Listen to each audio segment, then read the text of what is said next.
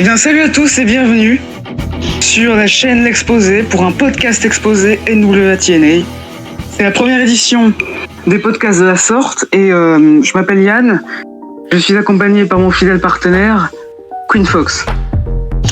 Et bonsoir à tous, bonjour à tous, mesdames et messieurs. Je suis honoré d'être là en compagnie de mon fidèle compagnon Yann. Merci, je pense que tout est dit. Maintenant, on peut peut-être parler de ce qu'on va faire, à savoir reviewer le tout premier show de Total Non-Stop Action, à savoir TNA, d'Actual Impact. On va reviewer un bon paquet de shows dans les semaines à venir. Peut-être qu'on ira très loin, peut-être qu'on va arrêter après 2 semaines, on sait plus. Non, ce serait dommage, mais bon, c'est pas dans le temps d'arrêter si tôt. Mais on est là pour écrire l'histoire. Je pense que c'est quelque chose qui a été rarement fait en France, si ce n'est jamais. Et je suis très content de pouvoir me lancer là-dedans, moi, de mon côté. C'est un format podcast que j'aime beaucoup. Moi, je suis très content, je suis heureux. Effectivement, ça n'a jamais été fait en France. Et je comprends un peu pourquoi ça n'a pas été fait en France, parce que ça reste spécial dans l'idée, ce qu'on va visionner au fil des semaines, ce qu'on va regarder, c'est très spécial. Donc, je comprends pourquoi ça n'a pas été si fait que ça. Maintenant, nous sommes là pour le faire en France. Peut-être pour la première fois, on ne sait pas, comme on dit, il y a toujours un connard pour l'avoir fait en premier. Donc, on va procéder. D'abord, on va donner les premières informations concernant le show. Première information qu'on va pas être obligé de sortir 1000 fois parce que c'est souvent là où ça a été les shows, parce que c'est à Huntsville, Alabama, aux États-Unis, dans l'arène du Van Buren Civic Center. Alors effectivement, nous sommes dans l'arène qui a été renommée après du côté de TNA l'Asylum. C'est une arène assez mythique de la fédération qui va rester pour un bon paquet d'années d'ailleurs.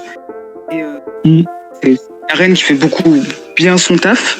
On va le voir dans la soirée d'un show qui, je l'annonce en préambule, est un peu mitigé comme premier show, mais qui n'est pas dans les shows horribles qu'on pourrait voir dans les prochaines semaines, qui est un show assez bon à voir, où on ne s'ennuie pas, qui est un show qui m'a pas fait chier, il n'y a pas eu de moment trop gênant. Ce qu'on va reviewer est assez cool d'ailleurs comme show. On lance les premières storylines, on annonce les matchs, on couronne des champions, les divisions se forment. On a un roster aussi qui se forme. C'est un très bon show pour commencer. On y reviendra à la fin, bien sûr. Donc, je propose que d'ici quelques instants, nous introduisions le début du show. Effectivement. Déjà, par exemple. Pour commencer, pour vous dire, nous allons déjà parler des commentateurs, des 3 commentateurs que nous allons avoir pendant toute la soirée. D'ailleurs, si je peux faire une petite parenthèse, je trouve le stage très stylé. Voilà, je fais une parenthèse. Effectivement, c'est un stage que j'aime beaucoup. Dans mes souvenirs, je crois qu'il ne reste pas très longtemps pour se faire remplacer par un stage tout aussi excellent. C'est ça qui est cool avec la TNA de cette époque-là, c'est que visuellement, c'est toujours très cool. Manque jamais à l'appel. Et donc oui, c'est un début qui est assez cool, quoi. On a la petite intro avec NWA en mode old school qui se transforme, bam, avec le feu, ce qui a inspiré l'intro du podcast d'ailleurs, avec le feu qui annonce TNA. C'est assez cool. On a des pyros qui me rappellent beaucoup AEW. Je sais pas si la comparaison t'est venue à l'esprit aussi.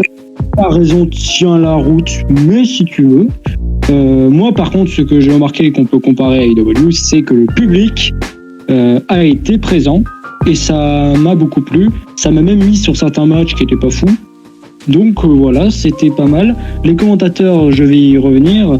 Nous avons eu Don West et Ed Ferrara, je sais pas si ça se prononce comme ça, et Mine Tenai, je sais plus si ça se prononce comme ça, désolé. J'ai un accent. En correction, on a Don West qui est décédé d'ailleurs l'année dernière, qui est un commentateur qui va rester très longtemps à TNA, qui est légendaire. Ed Ferrara, il va pas rester très longtemps. D'ailleurs, il a un look très atypique. C'est d'accord. Effectivement. Personnellement, j'aime pas du tout son style, mais bon, on n'est pas là pour parler de ça. Et on a Mike Tenay. Mike Tenay, c'est un commentateur qui a fait ses débuts à la WCW assez tôt dans la fédération, qui va y rester jusqu'à la fin.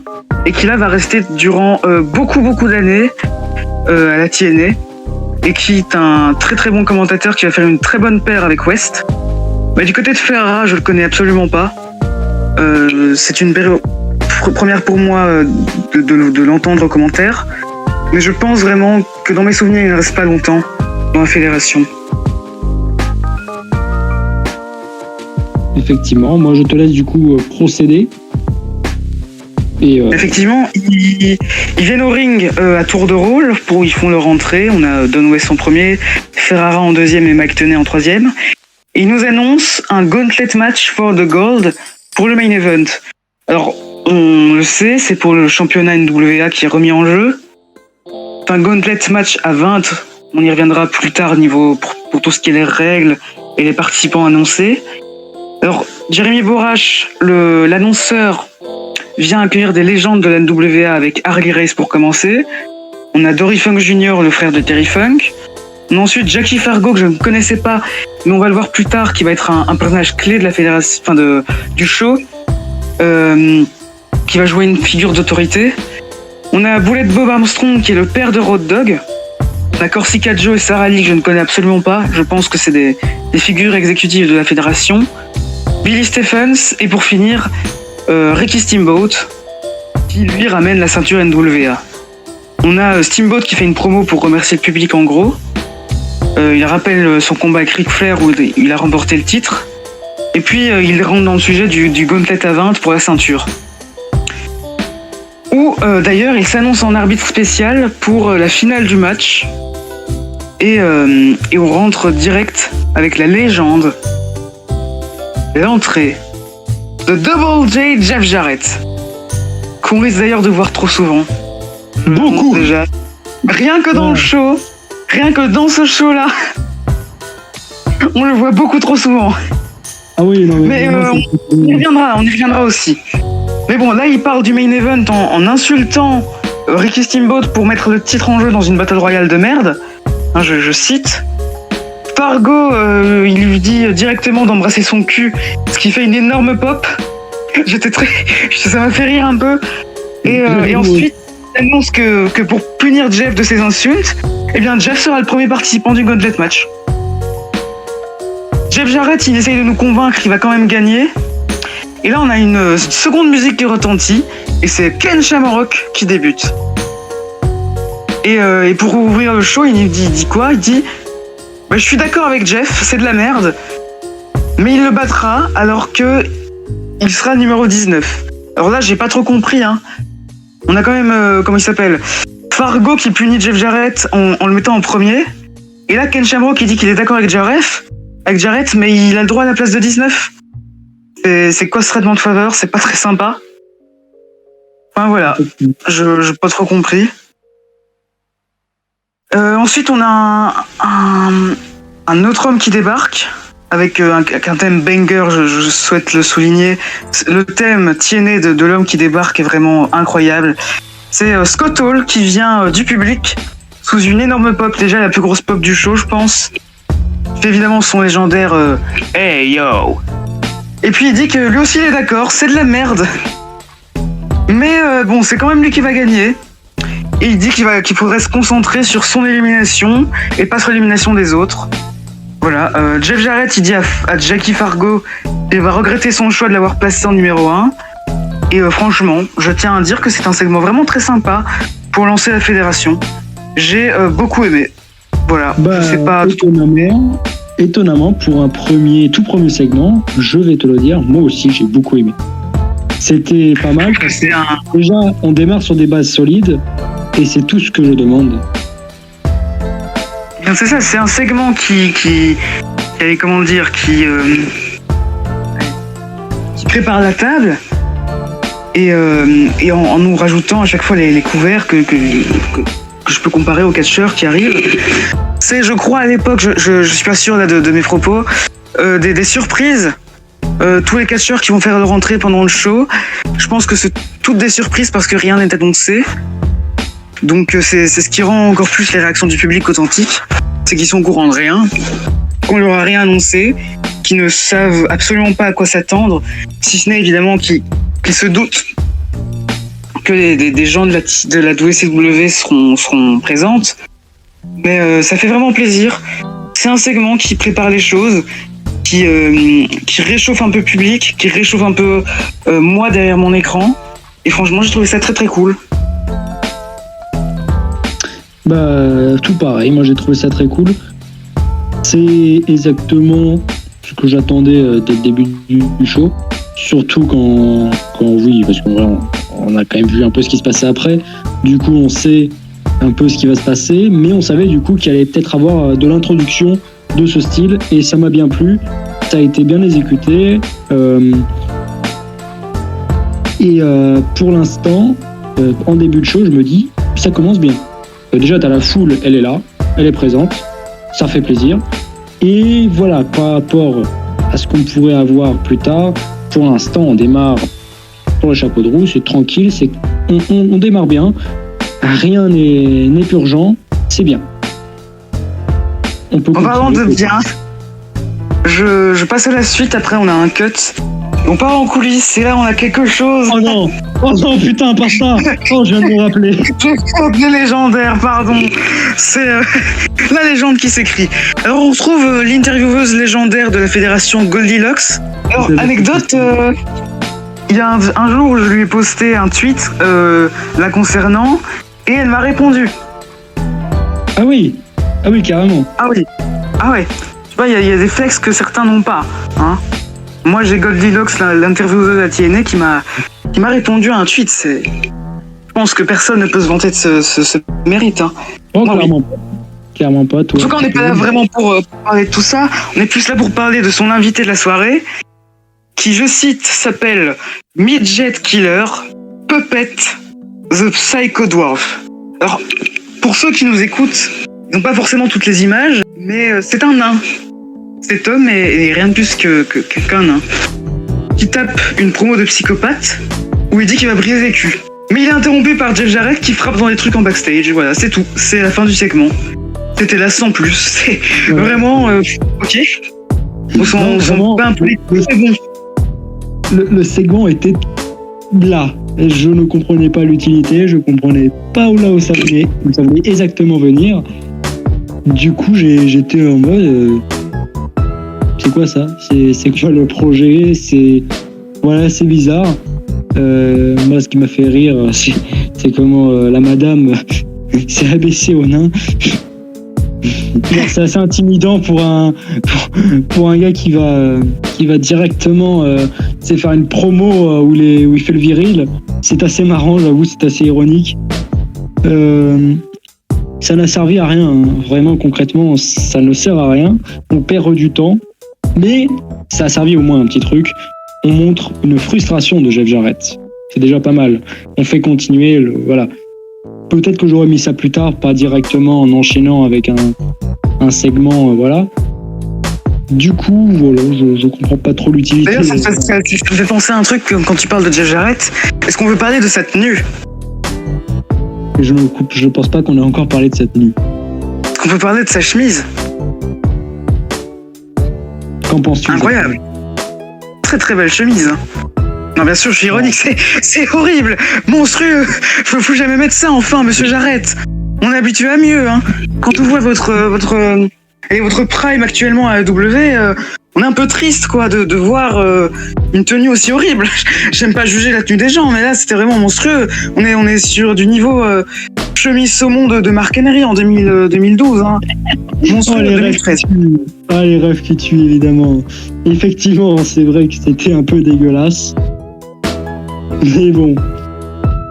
Je propose qu'on passe de la morue au caviar en accueillant AJ Styles, Loki et Jerry Lynn pour le premier match du show face aux Flying Elvises avec Jimmy Yang, le futur Jimmy Wang Yang, on s'en doute un peu, Sonny Siaki qui fait ses débuts à la TNA et Rory Estrada. Alors, d'accord. Avant de te laisser parler du match, je veux dire que je suis assez hypé parce que je sais déjà que 4 hommes sur 6 assurent dans un ring et je me sens assez intrigué par Siaki et Estrada parce que je suis pas sûr de ce qu'ils peuvent nous proposer. Et c'est sur ces mots que je peux te laisser emboîter, que je peux te laisser parler du match en détail. Alors, parlons en détail. Alors, on va pas non plus en détailler énormément. D'abord, si on peut parler de détails, le match a duré seulement 6 minutes. Voilà. 6 minutes qui ont été assez rythmées. Moi, c'est ce que j'ai noté concrètement. C'est un match assez rythmé, qui va vite, mais un petit bémol qui m'a un peu laissé sur ma faim globalement, c'est le manque évident de selling. Genre, à un moment, si je ne dis pas de bêtises, il y a une German suplex. Mais voilà, ça se relève tout de suite, ça continue, ça fait une prise, ça fait des coups, ça rend coup pour coup. J'avoue, ça m'a un peu dérangé, mais la foule était dedans. Du coup, ça m'a un peu mis dedans. C'était pas mauvais non plus. Je vais pas faire les grilles de service.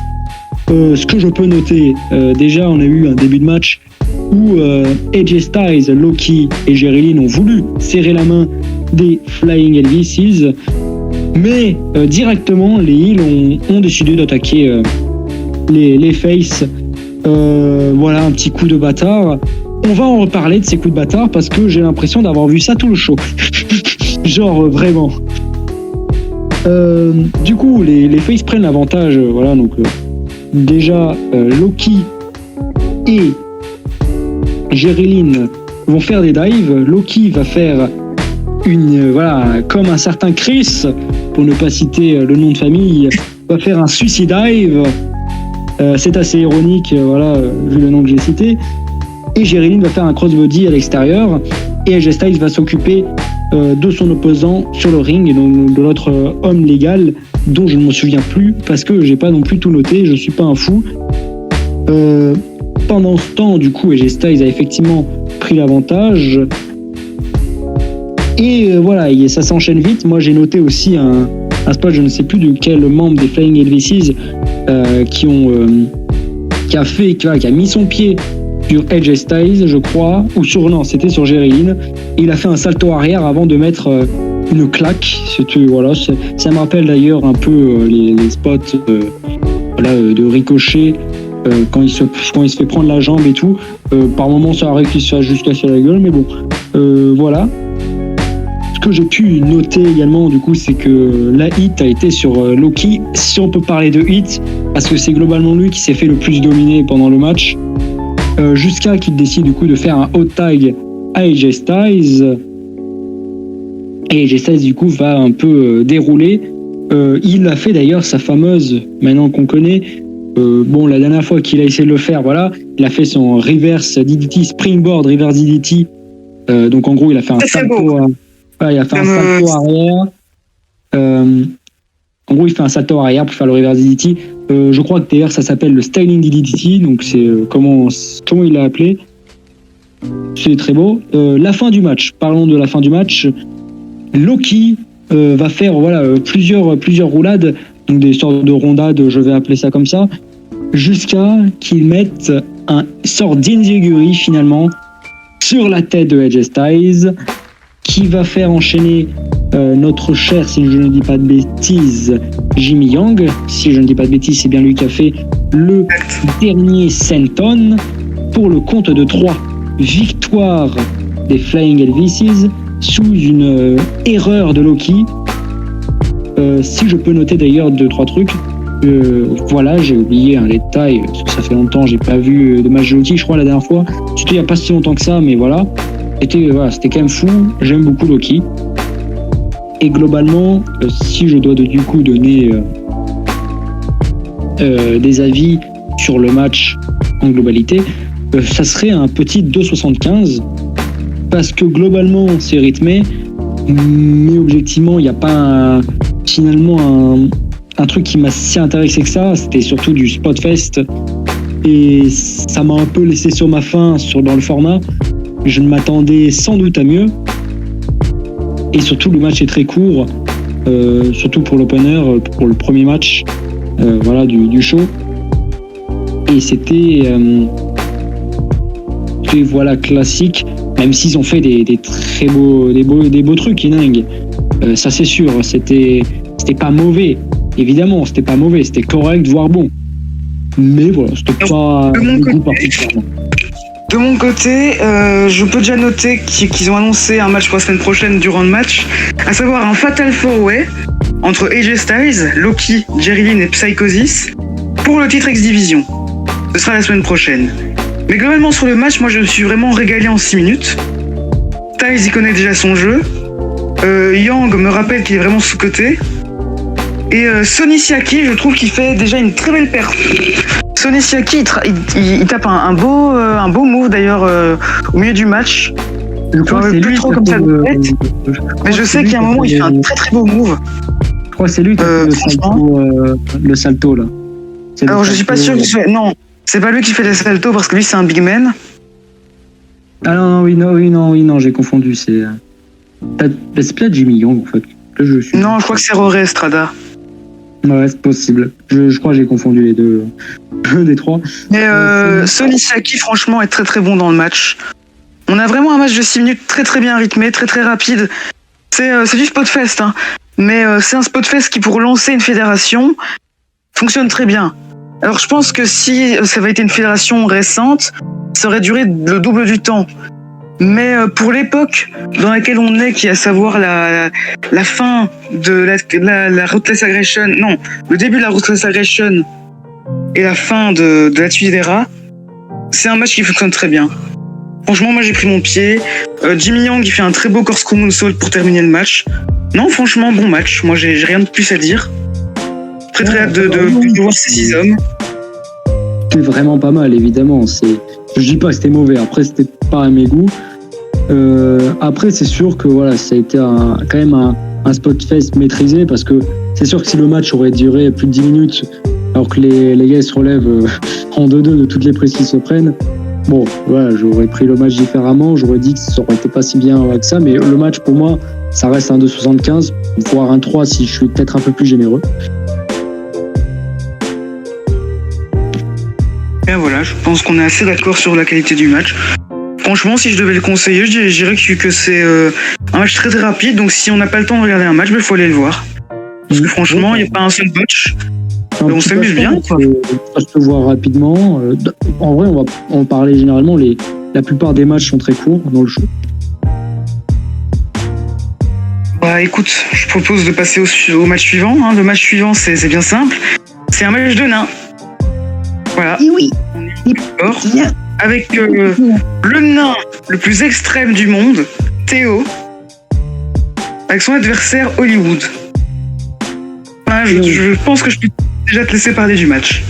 Alors déjà, on ne parle pas de Hollywood Hogan, évidemment. C'est un match qui a duré 2 minutes, 2 minutes et demie à peu près. Et comme j'avais dit en résumant le premier match, globalement, il y a beaucoup d'attaques de heel avant les matchs et Hollywood va directement attaquer Théo. Et je vais évidemment noter la première tentative de prise. C'est un botch sur un Head Scissors qui s'est malheureusement bien vu, c'est dommage. Voilà, ça arrive. Peut-être que c'était beaucoup trop ambitieux, je ne sais pas. Pourtant ça partait bien. En plus Théo court très bien dans les cordes. Voilà, il est très rapide, très fluide. Mais voilà, malheureusement on peut pas tout réussir. Voilà, par moment peut-être le stress, on sait pas. J'ai noté en gros voilà, Théo, alors que Hollywood était assis dans le coin, Théo va prendre de l'appui dans les cordes. Ah ouais, attends. Et il va faire un gros headbutt contre les bijoux de famille de Hollywood. Vous pouvez en parler, oui. C'est un move qu'on va beaucoup revoir dans les matchs de nains, parce qu'il va y encore en avoir. C'est un move que j'aime beaucoup. C'est un espèce de pendulum headbutt. C'est très très drôle. C'est super. Ok. Et aussi un frog splash. Un frog splash qui, pour le coup, était pas trop mal. Beau frog splash de nain. Effectivement, le frog splash, je l'avais noté, était très très beau, étonnamment. C'était un beau frog splash avec, bon, il n'y a pas eu une amplitude de dingue, évidemment, mais c'était très bien. C'était vraiment très bien. Bon, il n'a pas touché le ciel. Ce n'est pas un certain Ford, mais voilà, c'était très très bien exécuté avec un dégagement. D'ailleurs, avant le match, nous avons eu un Minishoku driver de Hollywood que je vais noter aussi un peu bizarre parce que je trouve que la chute de Théo était approximative. Voilà. Mais voilà, il n'y a pas eu voilà, voilà, c'était pas mal. Il y a eu du coup après un Russian neck sweep de Théo avec du ping. Voilà. En gros, il a pris vraiment 10 ans. Il avait la jambe de Hollywood. Il a pris 10 ans à faire son putain de Russian neck sweep. Je me disais, vas-y gamin, t'inquiète pas, tout va bien se passer. Voilà. Et d'ailleurs, putain, j'ai oublié de noter un truc. Voilà, j'ai oublié des trucs à noter, mais ça m'avait aussi marqué. Théo, il était dans le coin, il a mis des coups de poing à Hollywood tout en étant sur la deuxième corde. Et il a fait gesticuler ses boules contre la face de Hollywood, tout simplement. Voilà. C'est vrai que je l'ai vu aussi. Ça m'a fait rire, quoi. Non, c'était marrant, mais bon. Et après, Théo, pour remporter le match, a fait une sorte de sweat on bomb. Alors je pense qu'il voulait pas vraiment faire une sweat on bomb, je pense qu'il voulait peut-être faire un move plus ambitieux, parce il n'était pas vraiment stationné pour faire une sweat on bomb. Parce qu'en gros, il a roulé certes en avant, il a fait une roulade avant pour préparer la sweat on bomb, mais je pense qu'il voulait peut-être faire un truc plus ambitieux, je ne sais pas. En tout cas, on va dire que c'est une sweat on bomb, et ça lui a donné la victoire.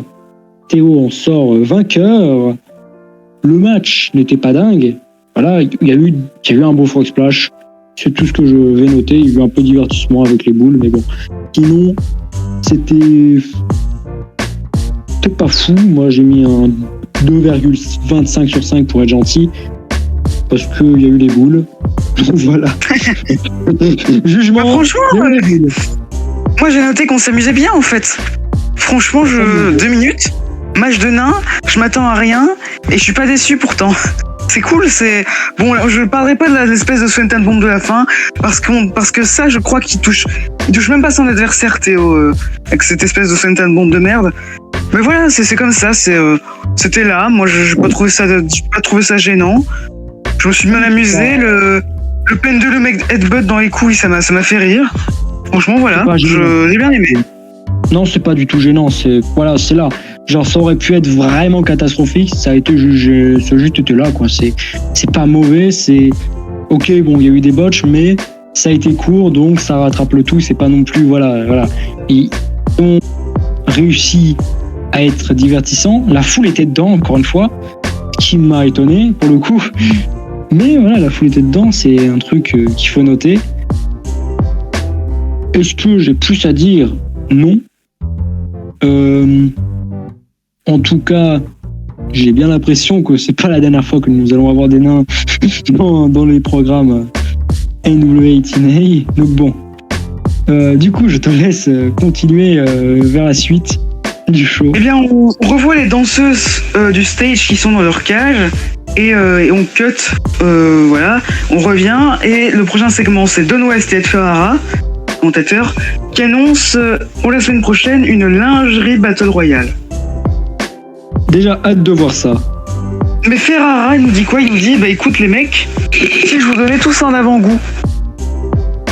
Et là, on a l'entrée de toutes les meufs. Alors, on a la légendaire Francine de l'ECW qui débarque. Francine, on la nomme plus, c'est une légende de la ECW. Voilà, on a une meuf qui pour le reste des meufs, je suis même pas sûr des noms. Hein. C'était très dur. Franchement, parce que elles savaient même pas leur nom écrit, elles étaient annoncées, il y avait du décalage sur leur entrée, c'était n'importe quoi. Je crois qu'elle s'appelait Joanie, la suivante. Ensuite, on a une meuf avec des cheveux roses, et sans être sûr, je crois que c'était Daphne, mais je suis vraiment pas sûr du tout. Bon, ouais, c'était catastrophique les entrées, je comprenais rien, hein. T'avais l'entrée, enfin, ça se voit qu'ils voulaient vite finir, quoi. C'est vraiment pas fou, là, j'avoue. On a une meuf qui s'appelle Shannon qui se tient comme un putain de robot. Ça veut dire qu'elle arrive, elle sort des rideaux et tout ça. Et la meuf, elle reste là debout, elle bouge pas la gueule.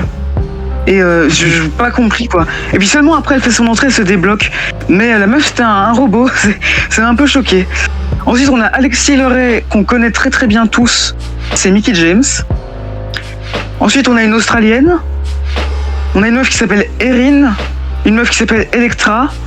Une meuf qui s'appelle Taylor Vaughn et une meuf qui je crois s'appelle Tyler. Voilà.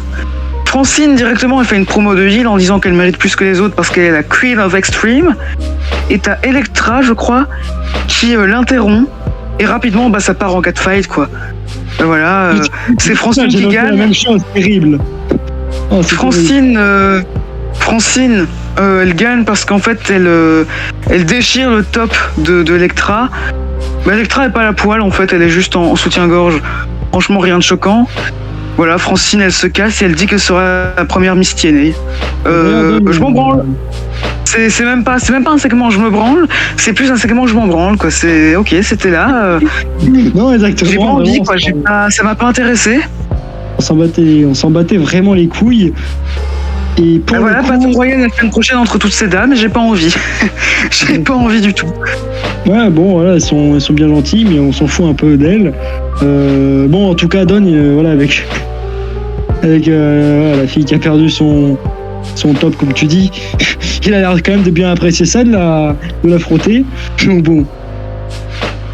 Moi, dans mes notes, j'ai marqué LOL, il y a Mickie James. Voilà.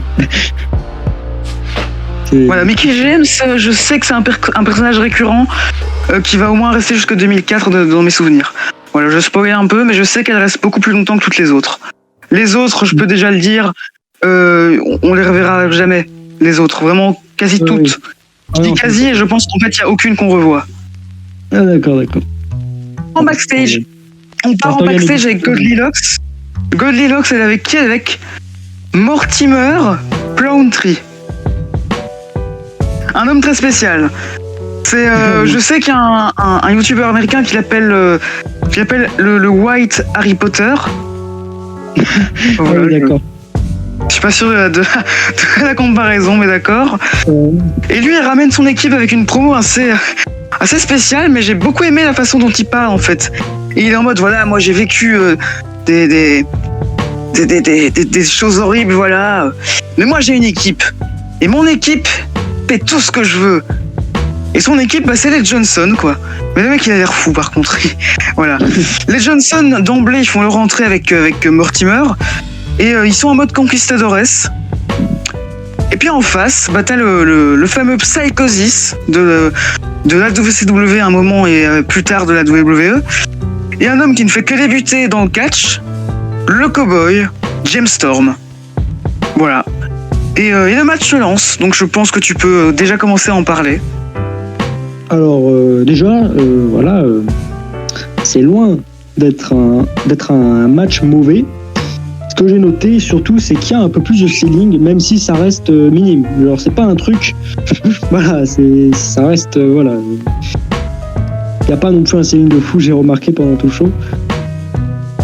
Et d'abord, ce que je peux noter, il y a eu un très beau spinning kick, si je ne dis pas de bêtises, de James Storm. Voilà, en début de combat. Du coup, j'ai noté surtout que la hit au départ était sur James Storm. Enfin, pas vraiment hit, parce que je trouve que James Storm s'est pas non plus fait dominer. Concrètement, je pense que c'est plus Psychosis qui, à chaque fois, était pas non plus dans totale domination. Et d'ailleurs, non, le spinning kick était du Psychosis. Du coup, après, il y a eu un super contre de James Storm sur une tentative de prise. Et je crois que c'était Rod Johnson. Voilà, Rod Johnson qui était en position. Sauf que James l'a contré en un excellent bulldog qui était parfait. Voilà, c'était très très bien. James Storm, c'est quelqu'un qui assure, on va pas se le cacher. Psychosis, il n'est pas en reste. Parce que j'ai aussi noté un contre de Powerbomb qui était, je crois, cette fois-ci de Richard Johnson, si je ne dis pas de bêtises. C'est un peu plus compliqué pour les Johnson parce que bon, voilà, ça va de commentaires. Alors, personnellement, j'ai pas du tout essayé de les différencier. C'est pour ça que je vais parler des Johnsons pour le temps qu'on les verra. Ouais. Ce sera les Johnsons en général, moi. Ouais, d'accord. Je vais pas essayer. J'ai essayé, mais c'était vraiment compliqué parce qu'ils se ressemblent déjà physiquement, mais vu qu'ils ont une tenue qui font qu'ils sont masqués, c'est très compliqué de les reconnaître. Du coup, il y a eu un joli contre sur un powerbomb en mode face crusher de Psychosis qui était magnifique. Voilà. Du coup, que j'ai noté aussi pendant le match, il y a eu une chère femme, si tu peux bien citer le nom, mon cher Yann. Elle s'appelle Alicia, et Alicia, elle vient sur la rampe pour observer le match. D'accord. Voilà, c'est tout. Voilà. Et vraiment, voilà, elle est là. Elle est là, nous ne savons pas pourquoi. Du coup, nous arrivons au sprint final. Nous avons un Tornado DDT qui est essayé par James Storm, sauf qu'il se fait directement contrer. Et qui vient casser les couilles? C'est le cher Mortimer Plumtree qui vient attraper le pied de James Storm, ce qui permet aux Johnsons de gagner avec Richard Johnson qui va faire un TKO, voilà, un TKO sur James Storm pour le compte de 3. Donc du coup, victoire de Hill, concrètement, victoire de Hill. Voilà, du coup, c'était vraiment une victoire. Voilà, une victoire de. Bien écoute, je dirais que c'était pas dégueu, hein. Il y avait rien de gênant, c'était cool, c'était un bon petit match de quelques minutes. Voilà, il n'y a rien de plus à dire, c'était ok tiers, comme on dirait, enfin, c'était là, quoi. Je vais vite fait parler de l'après-match, cependant. Ah, j'allais y venir, justement. Parce que Mortimer ne veut pas que l'arbitre lève les bras de ses 2 poulains. Du coup, il se vexe et il se casse tout bonnement. Voilà, il se casse, il est vexé. Et la fille, ok. La fille qui est arrivée, on ne sait pas pourquoi, l'interrompt. Ils ont l'air de se parler. L'arbitre lui donne un billet et il se casse. Voilà.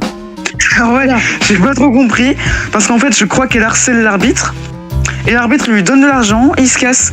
Je n'ai rien compris. Je n'ai rien compris. Alors moi, si j'ai un esprit un peu, voilà, mon esprit fameux perverti, je dirais que c'est juste pour que la fille accepte de faire des trucs cochons avec lui. Mais bon, c'est bizarre quand même. Je sais pas, peut-être qu'on aura des explications pour le prochain show. Pour l'instant, je n'ai rien compris. C'est vraiment dit.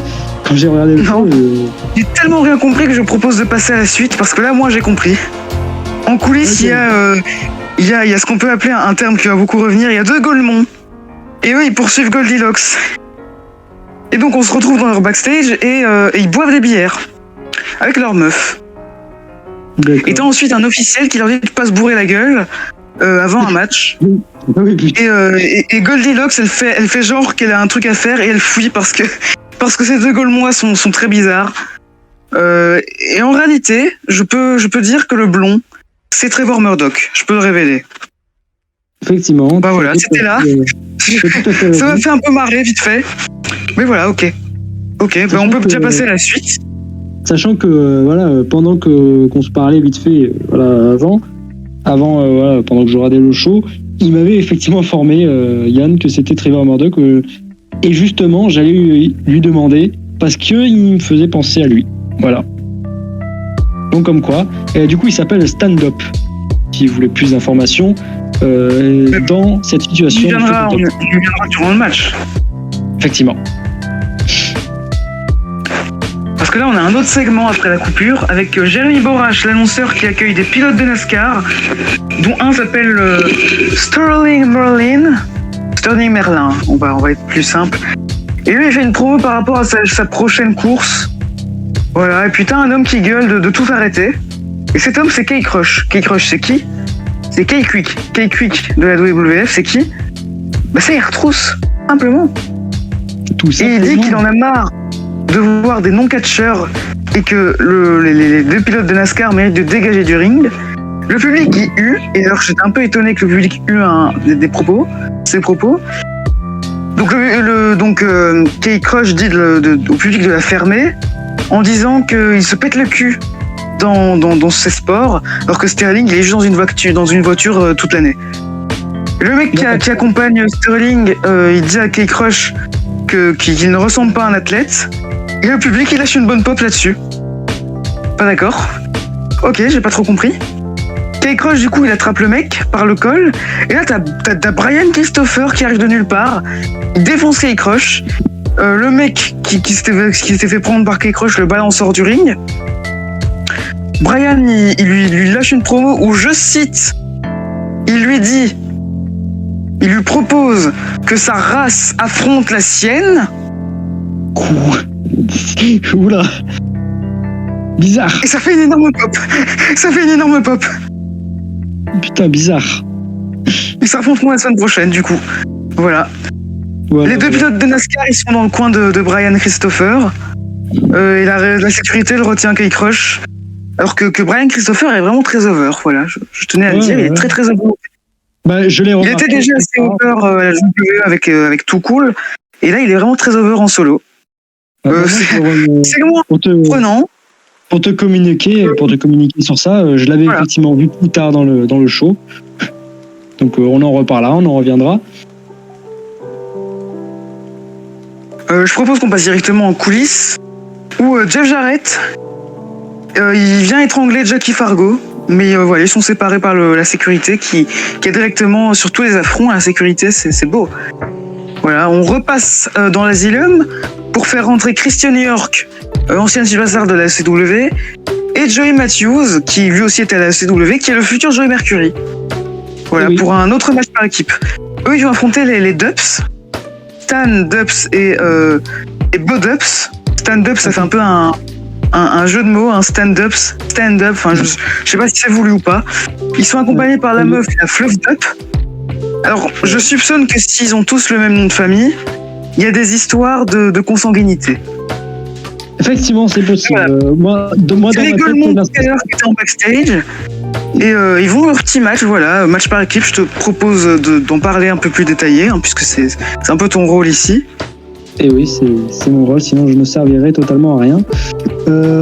Et du coup, encore une fois, voilà, comme j'avais dit tout à l'heure, il y a beaucoup de moments où les heels vont attaquer directement les faces en début de match, comme des gros connards. Mais bon, on aime bien ça, en fait, finalement, c'est leur rôle de talon pour être un peu plus franchonisé.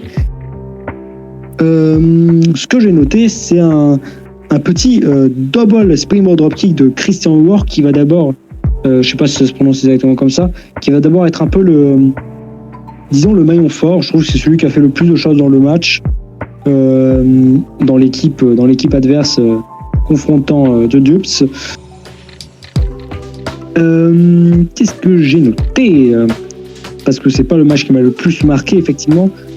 Par contre, voilà, si je peux parler de claques, les claques de Stan, il y avait une petite volonté de nuire, je trouve, parce que putain, ça a bien claqué, franchement, ça claquait bien, franchement, voilà, sur le coup, j'étais sur le cul, même le Big Boot, hein, il était sévère, il y avait l'intention de bien faire, d'attaquer et de détruire.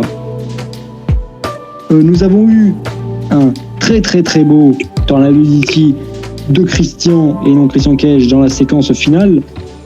Et là, voilà, il est debout, il est prêt à enchaîner. Il fait quoi? Il monte sur la troisième corde.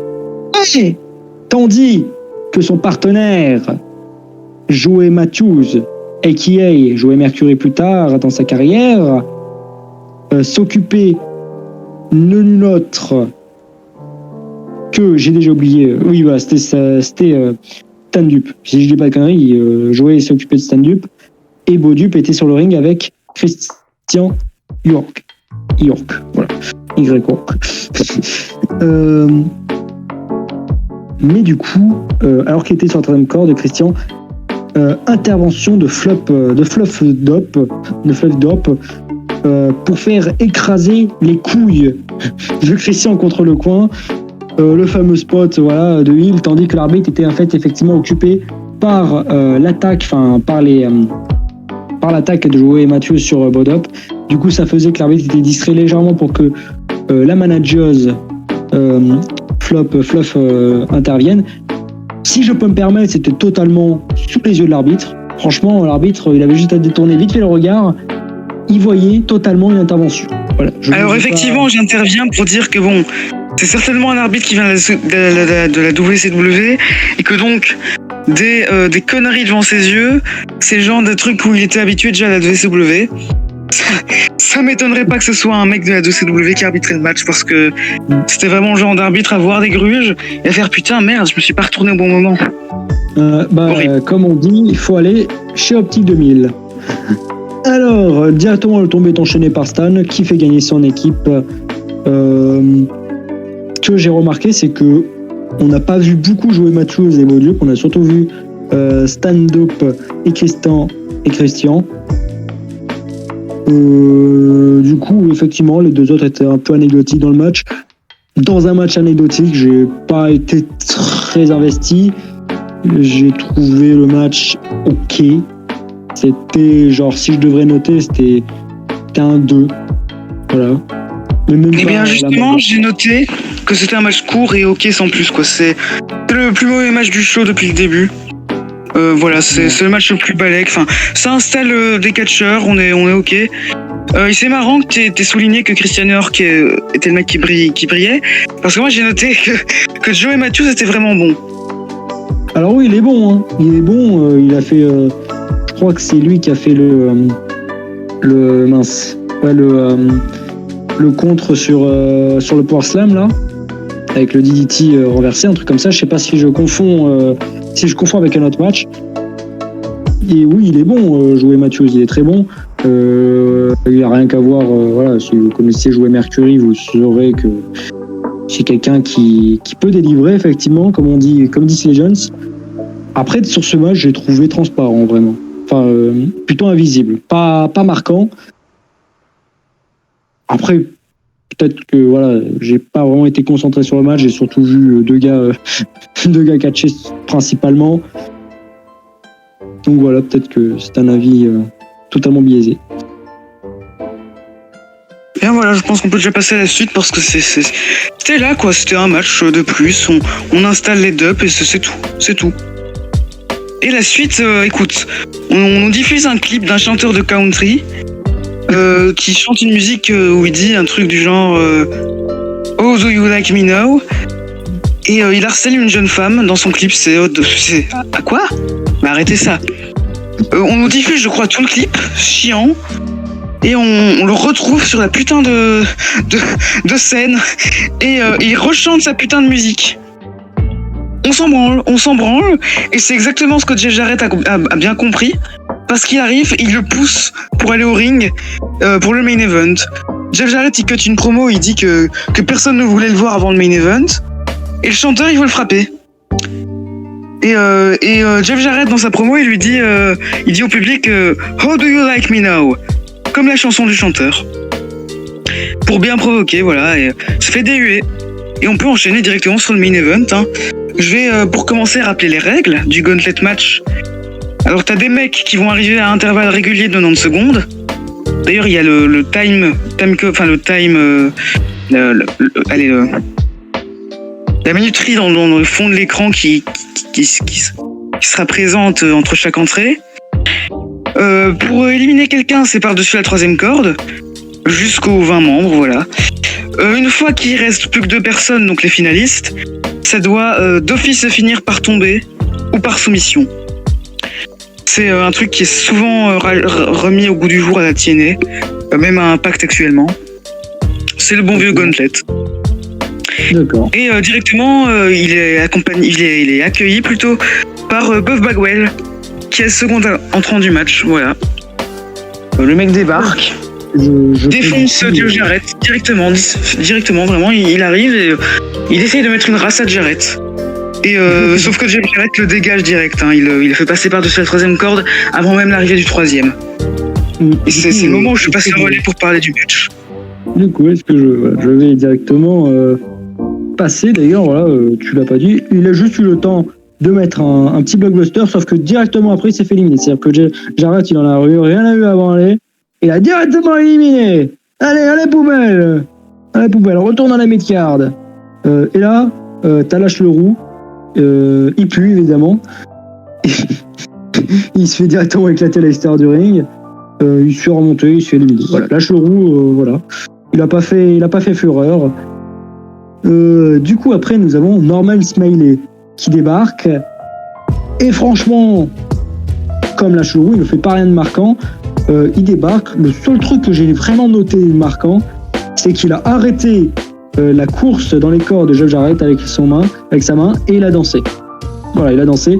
Il n'a pas été à la pointe comme un certain YouTuber du même nom. Voilà, si vous avez la ref, n'hésitez pas à l'indiquer. Et il s'est fait éliminer. Et d'ailleurs, il se baise le genou. Genre vraiment, je sais pas ce qui s'est passé. Le gars, il se tient le genou, il y a des arbitres qui viennent. Alors, soit c'est parce que voilà, directement le public Jeff Jarrett, soit c'est peut-être pour lui donner de la hit, voilà, en montrant qu'il a blessé un mec qui s'appelle Norman Smiley. Voilà, avec Smiley, c'est marrant, il est mignon. Ouais, c'est comme ça. C'est juste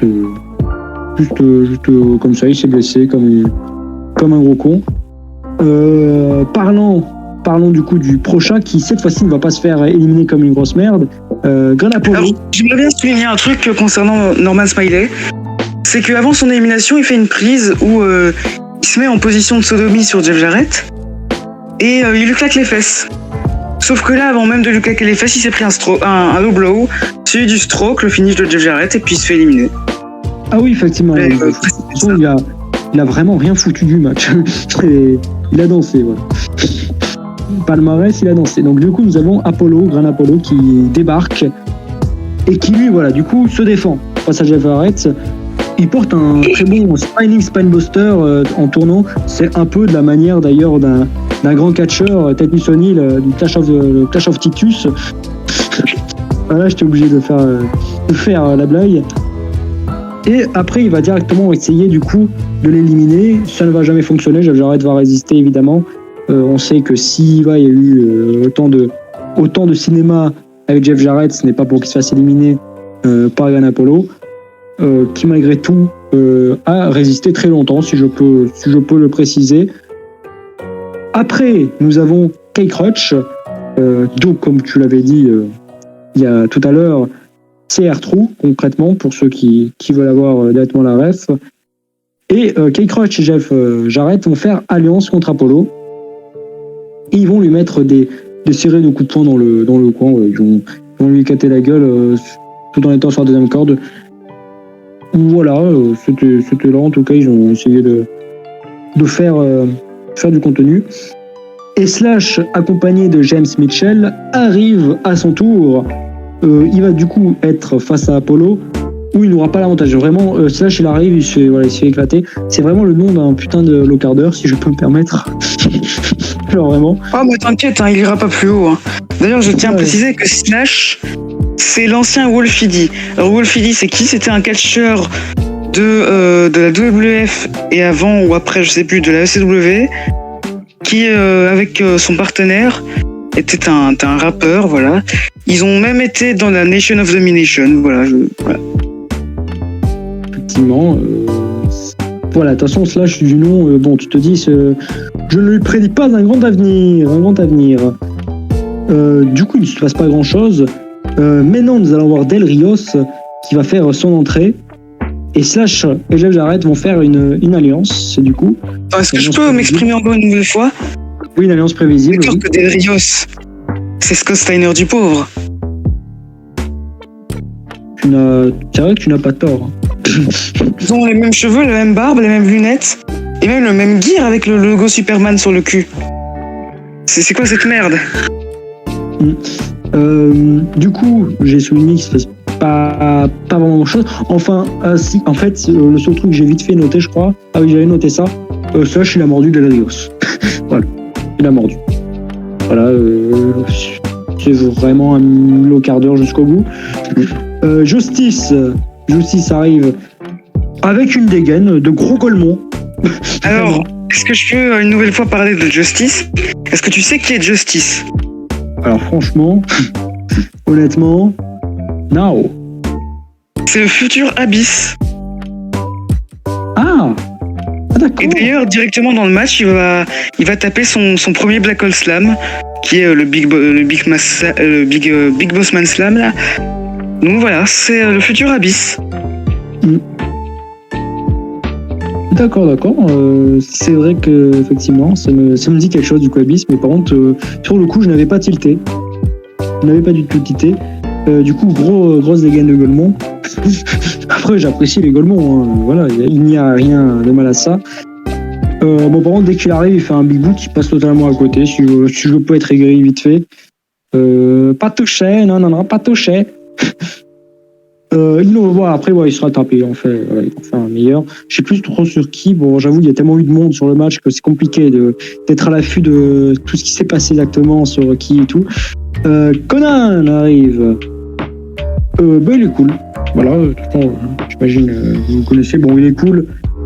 Très Osef, hein, voilà, Conan. J'aime beaucoup sa Rolling Thunder Clothesline. C'est un move que j'ai jamais vu. Bah, moi, j'ai beaucoup aimé. Je trouve qu'il apportait un peu de dynamisme. Il était cool, en vrai. Ouais, il faisait 2-3 roulades. Il faisait des clotheslines. Le public est assez réactif, je trouvais, à Conan. J'étais pas ailleurs. Bruce, introduit par Joel Gertner. Voilà. Qui débarque avec son partenaire Lenny. Jusqu'à là, je rompiche. Alors, est-ce que je peux encore faire mes détails ? Ensemble, ils forment le Rainbow Express. Bruce, c'est l'ancien Kiwi, champion cruiserweight de la WCW. Lenny Lane, c'est Lenny Lane de la WCW, tout simple. En gros, je vais l'expliquer dès le début. Ils arrivent dans l'arène, bras dessus, bras dessous, comme on dit. Ouais. Et pour rentrer dans le sujet directement, leur gimmick, c'est d'être gay. Mais pas à la manière d'un Chuck et Billy comme à la WWE. C'est que c'est vraiment eux, ils vont dans le fond du truc, mais bien cliché en plus. On le verra sur la suite des. Pour le coup, dans le fond du truc, c'est logique. Parce qu'ils forcément, ils doivent toucher un trou du cul par rapport à. Ça, non, mais toute cette affaire. D'ailleurs, je vais signer un truc. On va pas plaire à Ultimate Warrior. C'est les cheveux de Bruce, mais quelle horreur! Quelle horreur! Quoi. Effectivement, t'as pas tort, mais est-ce qu'on est là pour critiquer les goûts? Ah, mais bon, ça m'a surpris, quoi. Je me suis dit, coupe tout ça, mec. Bon, je ne croyais pas si bien dire parce que dans les prochaines semaines, il est rasé. Alors, du coup, jusqu'à là, je me disais, il n'y a pas vraiment une grande élimination, mais du coup, Rick Steiner débarque sous une belle pop. Et des aboiements. Oui, des aboiements. Le public aboie, ils font ouh. Voilà, Rick Steiner qui imite Braun Breaker. Ah, c'est le gars qui a pas ses rêves. Rick, il va éliminer Slash avec une Exploder vers l'extérieur, donc comme une grosse merde. Slash, voilà, t'es en le quart d'heure, retourne à ta low card. C'est au tour de Justice de se faire virer facilement. Je crois que je peux l'éliminer avec simplement avec une clothesline, un truc comme ça. Par-dessus la troisième corde. Je tenais aussi à préciser que Steiner s'attaque directement à Del Rios, le Scott Steiner du pauvre.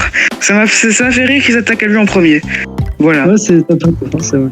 Et du coup, alors, Malice, je sais pas comment le dire, je veux dire Malice. Malice.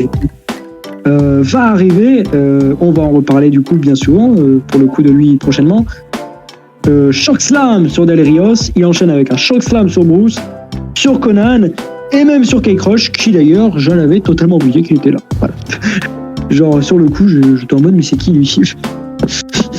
Mais oui, non, c'est K-Crush, il est là, c'est le prochain R-True, je crois même qu'il s'était déjà appelé R-True tard, quoi. Il te vire l'autre con, là, Bruce, comme une petite merde. Je pense qu'il a un agenda contre les homosexuels, c'est l'Ultimate Warrior, effectivement. Genre, c'est terrible. Après, il enchaîne avec K-Crush et Del Rios. Aucun souci, zéro problème. Comme DC Jones avec leur même de merde. Conan, il se fait virer. Voilà. En fait, c'est un délire. Conan, Malice est en putain de feu. Le gars, il a envie de rentrer tous les paniers. Et alors que Rick allait tenter une clothesline sur Malice, il tire la troisième corde et élimine Rick Steiner. Alors sur le coup, j'ai été un peu surpris. Je m'attendais pas à Rick Steiner. J'avoue que je m'attendais pas à ça. Rick Steiner qui se fait éliminer comme ça si rapidement, ça m'a surpris, surtout par Malice.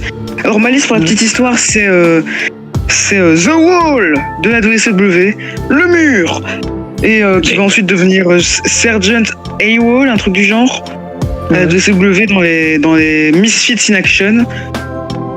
C'était de la merde à la WCW, je m'attendais pas à ce qu'il le book si fort dans le match de début comme ça. Effectivement. D'ailleurs, oui, j'ai oublié de préciser, évidemment, pour continuer sur certains détails, du coup, Malice est aussi accompagné de James Mitchell pour la suite de la Battle Royale. J'ai oublié de le préciser. Voilà, revenons à l'action. Du coup, totalement surpris. J'avoue que Rick Steiner, sur le coup, je m'attendais qu'il reste au moins vers les derniers, quoi. Pas qu'il se fasse éliminer comme une merde. Jeff Jarrett s'allie à Malice comme avec Slash plus tôt, tout aussi plus tôt.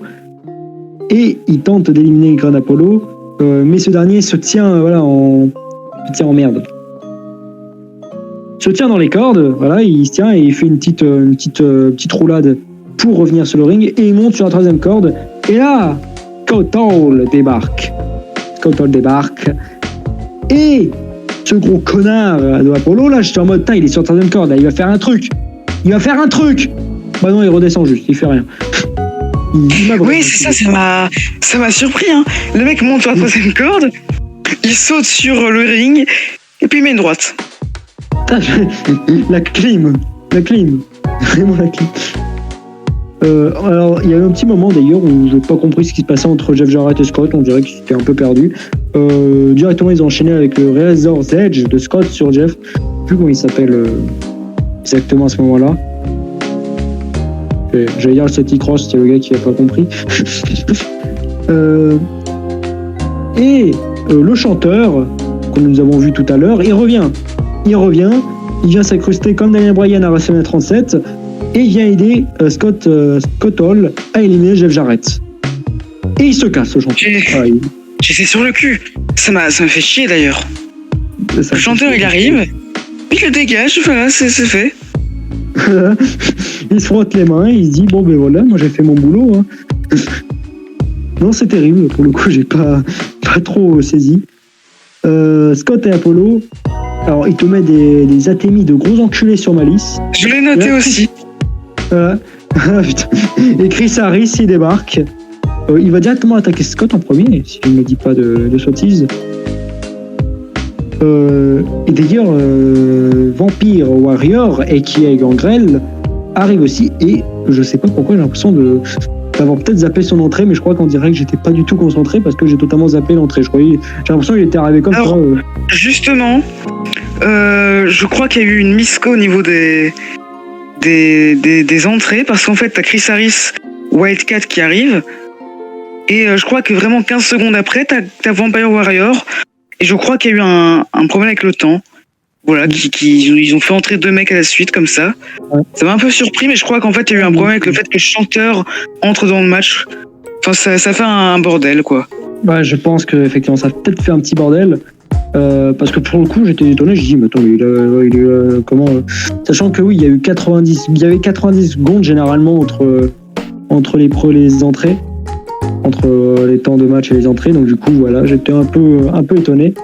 Gangrel, j'ai l'impression, le Vampire Warrior va surtout s'attaquer un peu sur tout le monde. J'ai pas l'impression qu'il était non plus totalement, parce que j'ai souvent remarqué qu'il y avait déjà entre Jeff Jarrett, Slash et Malice un peu puis s'attaquer un peu moins.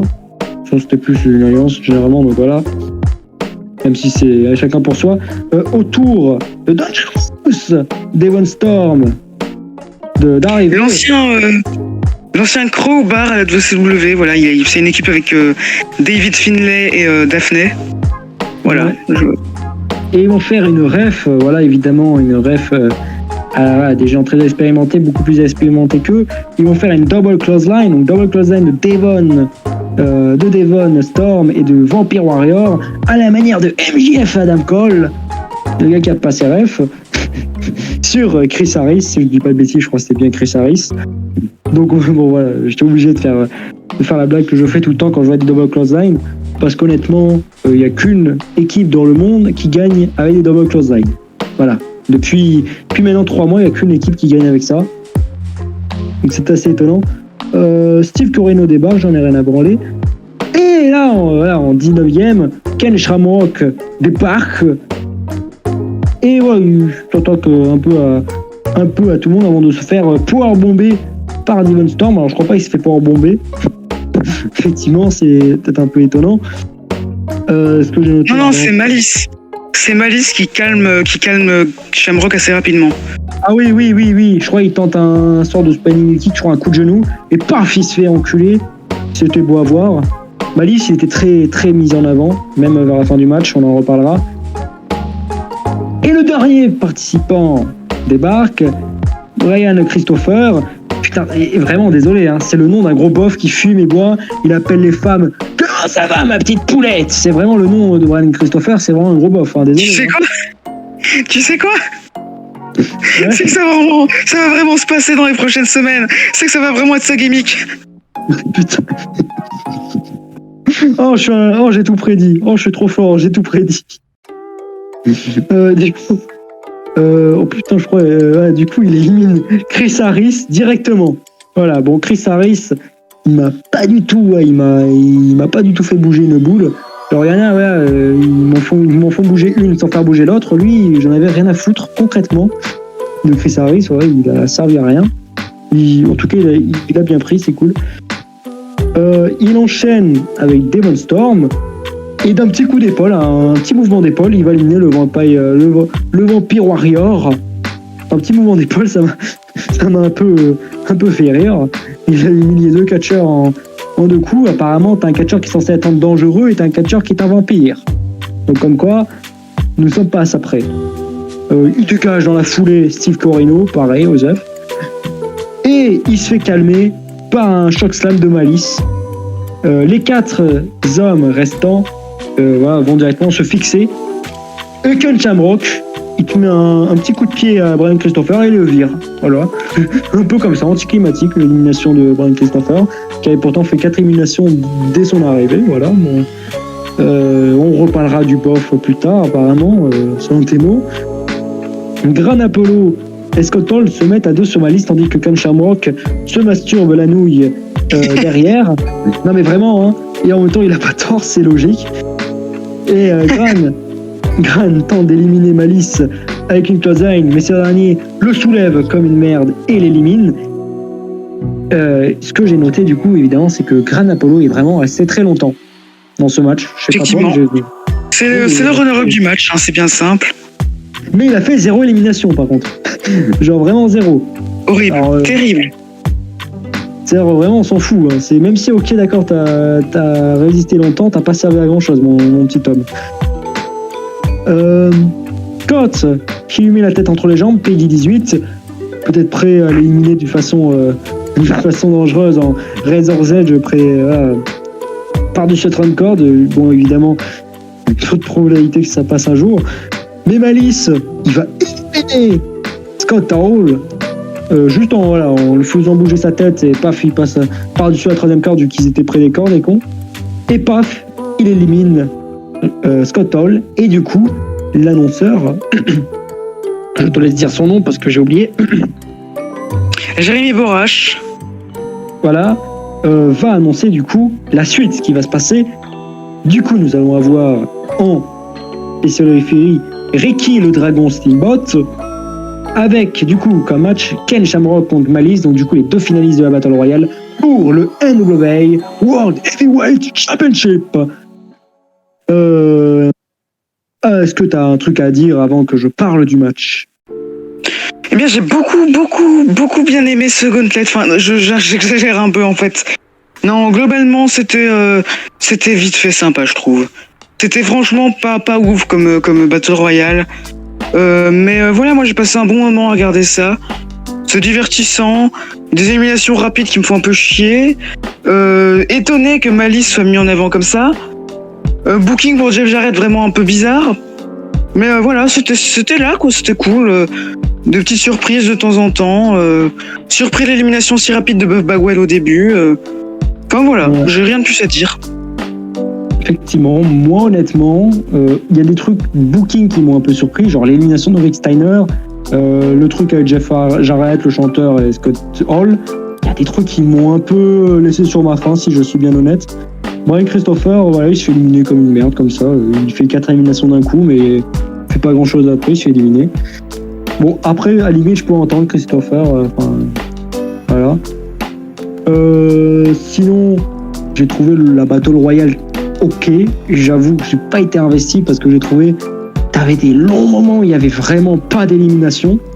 Genre, tu te dis, mais je sais pas, essayez de vous éliminer ou. Du coup, c'était spécial, je trouve. Il y a eu des moments de booking, effectivement, comme tu as dit, un peu bizarre. Déjà, Jeff Jarrett et tout. Malice, étrangement bien booké. Genre, il était fort. Hein. Je crois qu'il a fait 7 éliminations, 8 éliminations, un truc comme ça, 7 éliminations. Ça continue parce que bon, sans transition, il est finaliste avec Ken Shamrock.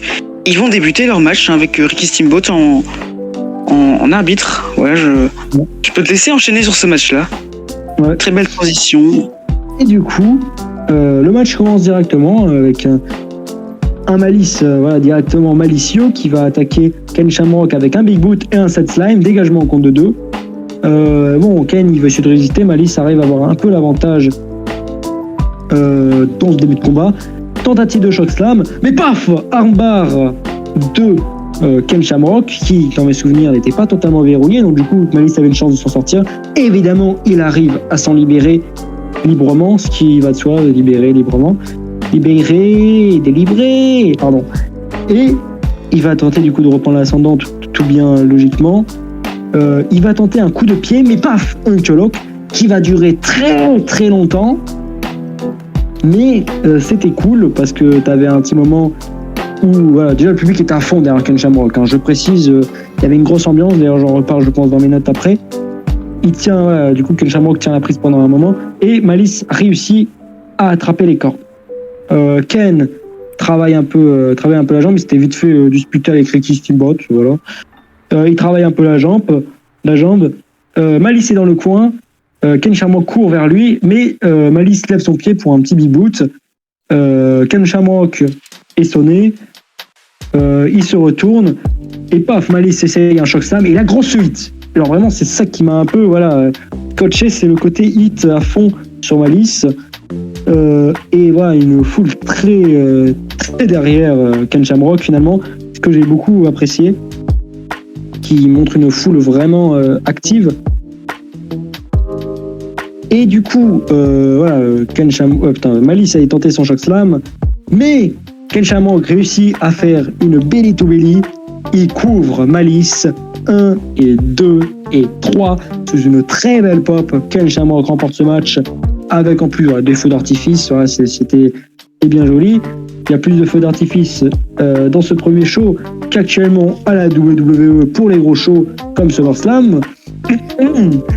Et voilà, de ce que j'ai trouvé de ce match, j'ai trouvé que le match était court parce que évidemment ils ont enchaîné une Battle Royale où Malice déjà a beaucoup fait de choses dans le match, mais c'était pas non plus mauvais. Je trouve que c'était le bon booking pour un gars comme Malice qui, à part faire plein de shock slams, ce que j'ai remarqué, il faisait que des shock slams pratiquement, et il faisait 2-3 moves pour faire genre.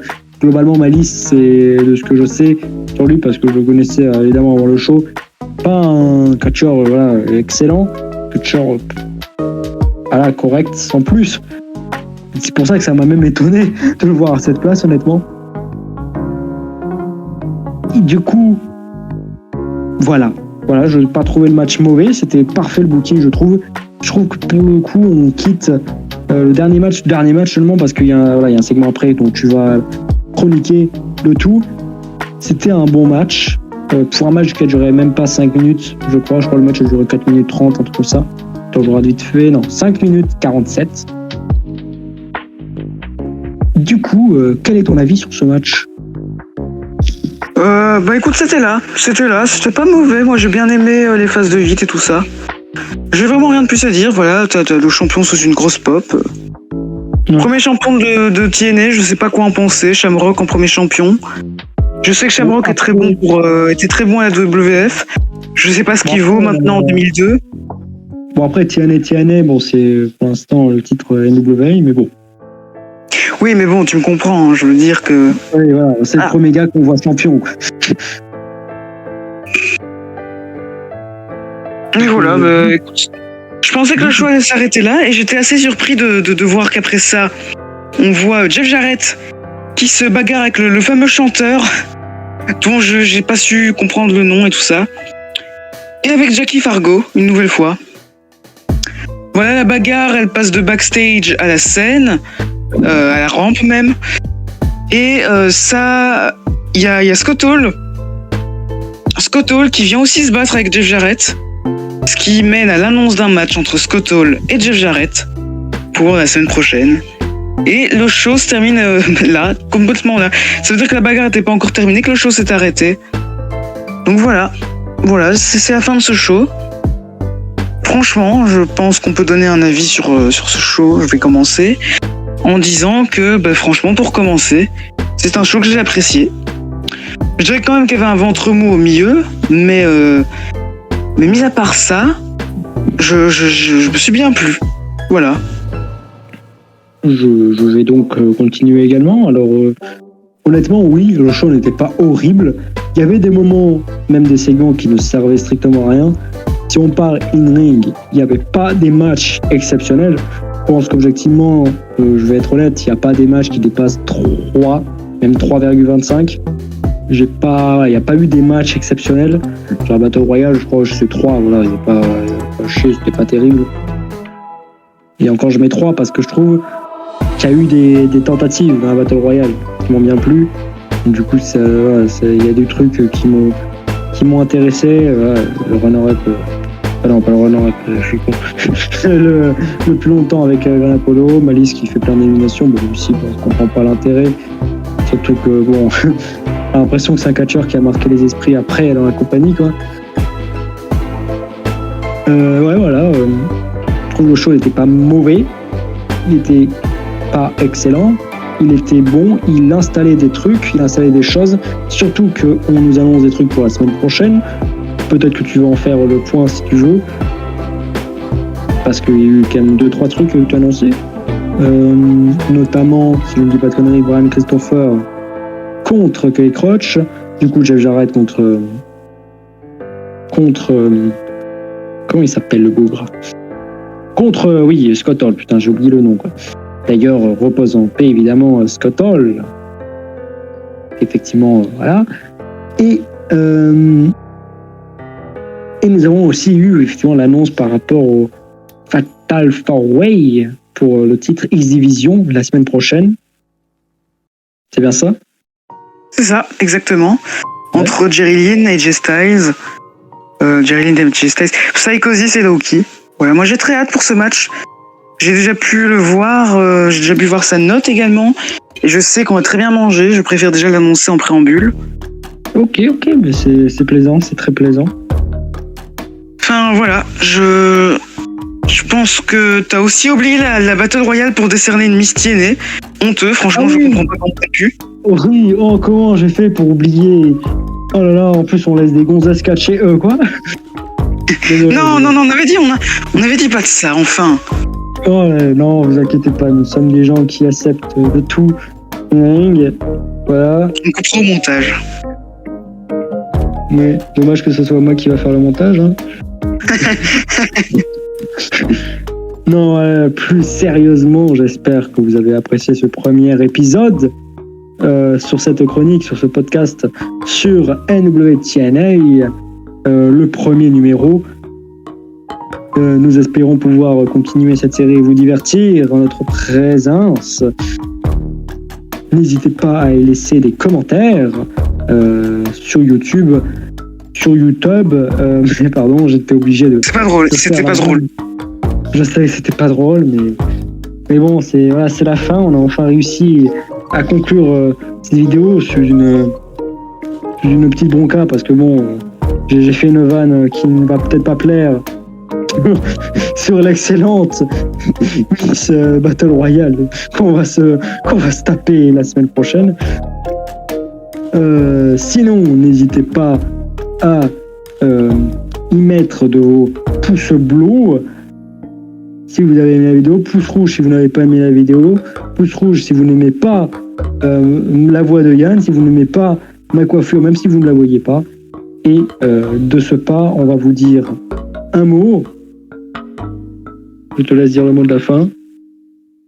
À la prochaine. Bonne nuit.